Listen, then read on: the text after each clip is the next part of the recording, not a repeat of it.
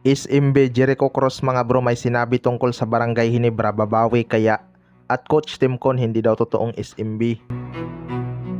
Ito nga Barangay Hinebra ay nakauna na sa kanilang series laban sa SMB mga bro. Pero noong una maraming ang duda na kayang matalo ng Barangay Hinebra ang SMB dahil may momentum nga sila matapos ang kanilang 10 winning streak. Tinalo din ng SMB ang Barangay Hinebra sa elimination rounds. Pero pagdating ng semifinals mga bro biglang ang nag-iba ang ihip ng hangin. Kaya ngang tambakan ng Barangay Hinebra ang SMB ng double digit. Pero ayon kay Coach Timcon mga bro hindi pa daw yun ang totoong SMB. Mahaba pa nga ang series na to at sanay din sa pressure na laban ang SMB. Well, para sa akin mga bro, battle of adjustment talaga ang mangyayari sa series na to kaya baka aabot pa to sa do or die game. Kahit si Junmar Fajardo sinabing hindi pa naman tapos dahil mahaba nga ang series na to. SMB nga ang defending champion kaya hindi rin sila basta-basta magpapatalo. Pero ibang klase lang din talaga tong Barangay Hinebra ngayon mga bro. Nagkakaroon na nga ng kumpiyansa ang kanilang mga shooter at mas naging unpredictable sila dahil yung kanilang bench kaya ngang talunin ang SMB. Delikado ngang kalaban ang Barangay Hinebra kapag hindi re-respetuhin ng SMB ang kanilang shooting.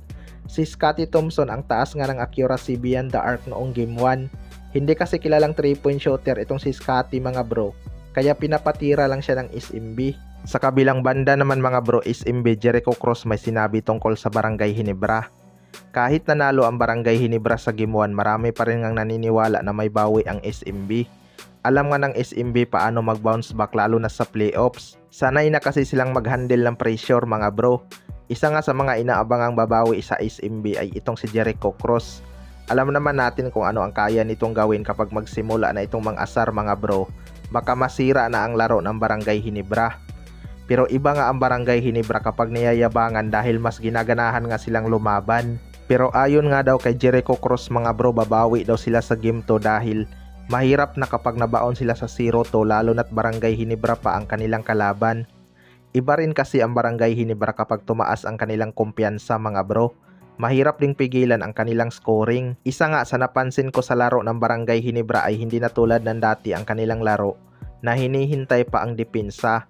Kapag may opportunity nga silang tumakbo, binibilisan na nga nila ang kanilang laro. Hindi na rin panay pasa kaya mas bumaba ang kanilang turnover at hindi na madalas natatawagan ng shot clock violation. Malaki talaga ang naging adjustment ni Coach Timcon sa kanyang sistema. Hindi pa rin naman nawala ang kanilang ball movement pero mas maingat na nga sila sa kanilang pasahan kaya di na napipredict ng SMB.